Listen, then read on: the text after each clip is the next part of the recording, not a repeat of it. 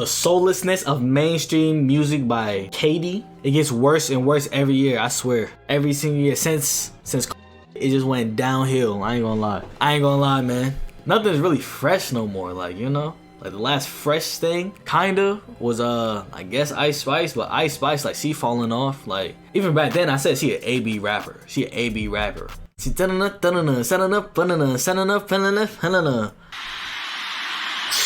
on, man. Who this? The king of pop. Stop playing.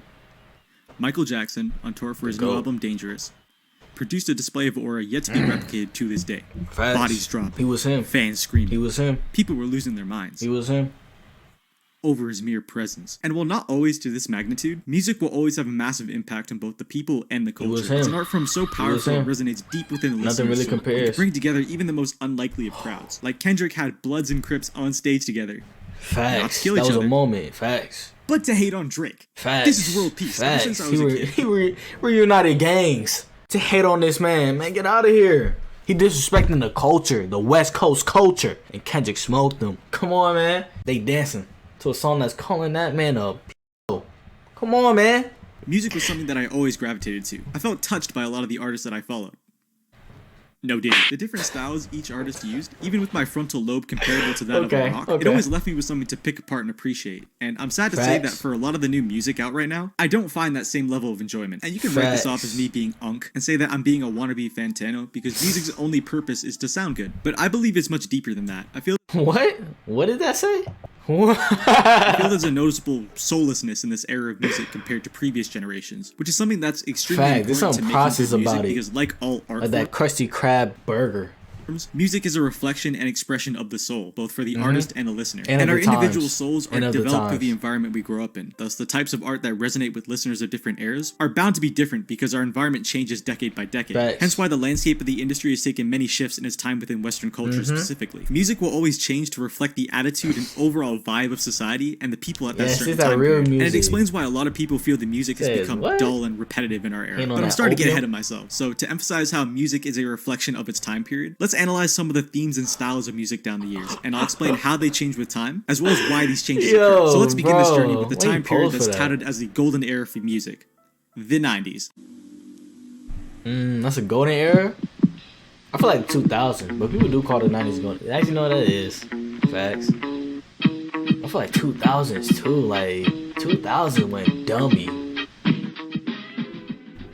2010s was stupid too. The good old days. Back when I was just a sperm cell in my dad's bum. The 90s was a notable time in history, especially for entertainment. You've probably heard your old head father shit all over the music you listen to, calling it that mumble crap and how it doesn't hold a candle to that real music. And as much as I want to argue that Michael Jackson doesn't hold a candle to you know what, I'll keep the truth. The 90s was a golden age for entertainment in general, as tech innovation opened up a bunch of new avenues for things like video games, TV shows, music, porn, and so on. But not only was entertainment prospering, the political environment was as well. The Berlin Wall and the Cold War were both afterthoughts by this point, signaling the end of a near century full of uncertainty, bloodshed, economic turmoil, and communist threat. And add to this the steep and sudden decline of crime rates during this decade. While it's hard to speak on as someone who was a sperm cell at this time, on paper at least, the quality of life was the best it had ever been, probably in history. It was an era blooming with prosperity, innovation, and optimism. And when you analyze the lyrics and sounds of some of the most popular songs and artists of this time period, they reflect these sentiments. The various mega pop stars from this era reflected the peaceful feelings felt during this decade, filled with lyricism centered around finding love, being a better person, and so on. Even the fast-growing hip-hop probably was happier. It was probably happier, except Eminem.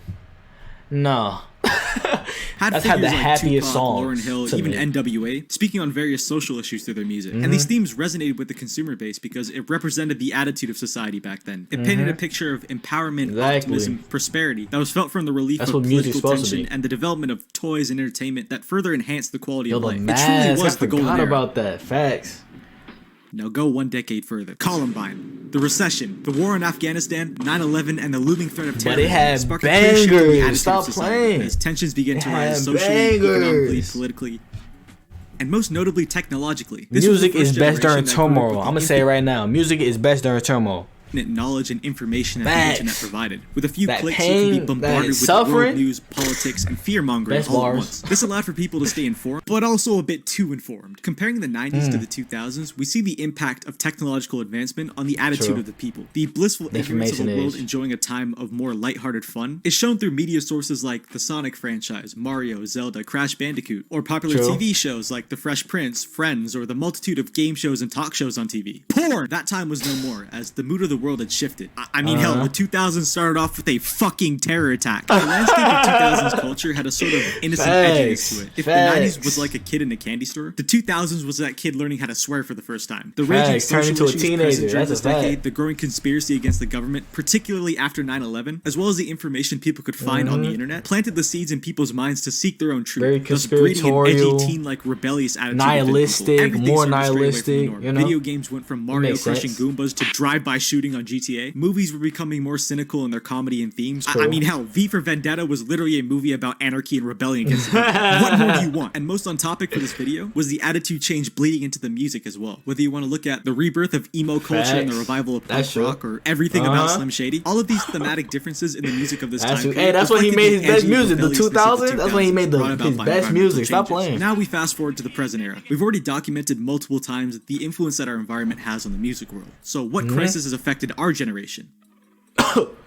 Mass retardation. Like, I think it's safe to say that your brain is not the knowledge-absorbing sponge that it once was. Nor is that the case for most people. And just like how world events in other eras shape the mindsets and values of a society, the same applies to us. Massive tech advancements mixed with 2 years of sitting inside doing nothing has robbed you of your attention span and ability to think critically. And when you look at the themes of modern music, it reflects the thoughtlessness of the masses. The mainstream music industry today is not blooming with creatives, nor do they have to be, because our culture revolves around mindless fun. Parties, drugs, casual sex, social media clout, and living for a good time, not a long one. These are all themes present in a majority of popular music nowadays, as this is how artists relate to the consumer base in this. We just going back to the 80s, man, when they, you know what I'm saying? But in the process, it robs the artistic aspect of music, as everyone's trying to be like everyone and replicate what works. For example, most of mainstream pop music just sounds like a different verse of Say So by Doja Cat. Most of R&B is just the same toxic love story drowned in bass and autotune. And I didn't even know that Destroy Lonely, Ken Carson, or any of the artists were different people till like 2 weeks ago. And again, I'm not trying to be unk right now. Can't lie, Ken Carson going crazy though.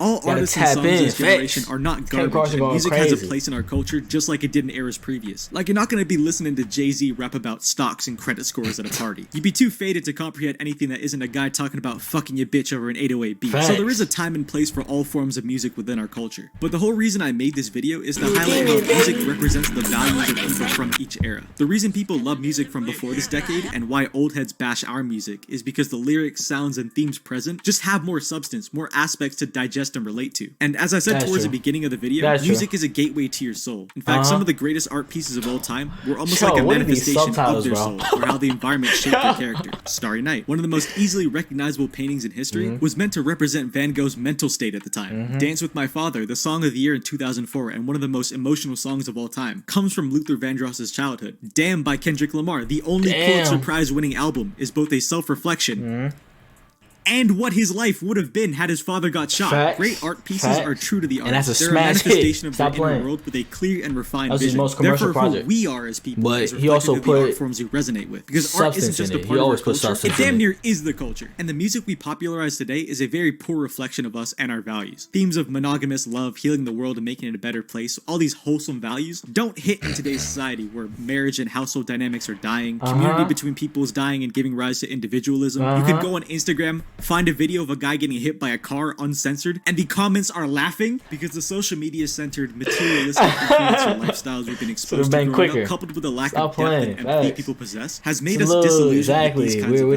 values. We're desensitized. Some people should, I think people do rap about that.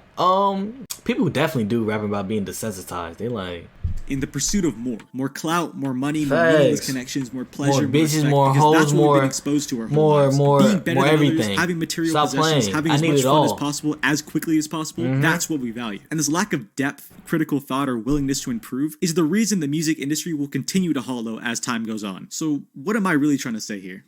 What was the point of making this video? Am I just overthinking it? Actually, maybe you're right. Maybe there is no deeper meaning to any of this. Maybe the only reason modern music is the way it is because music is purely entertainment. Or maybe that's the problem. Yo, bro, what the fuck?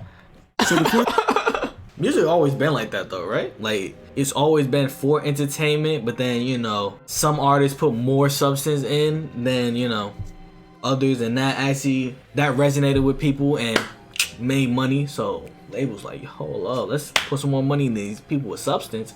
Blah blah blah, you know what I'm saying? And then some artists can make substance and the hits. That was old Kanye, Kendrick Lamar, Jay-Z, J. Cole, the top rappers type stuff, you know what I'm saying? Even Drake, can't lie, can't knock him, especially in the past. What? These albums? What? Come on, man. Come on, bro. Me personally, we just need better artists. I ain't gonna lie, these artists are garbage. These artists are trash, bro. Me personally, like, I can't lie, there is one generation that I miss the most. It's like the Joey Badass, Chance the Rapper, early 2010s type of stuff, like 2012 to 13, the era nobody talks about. Well, it's not. It's like 2012 to 2014, 15, before the SoundCloud era. The stuff that nobody talks about, Acid Rap, Joey Badass, what was the album, like 1999 or something like that? Like, yo, that era, amazing, full of mad substance. It was fire. It was fire, bro. I hate that nobody talks about that era. That era was amazing.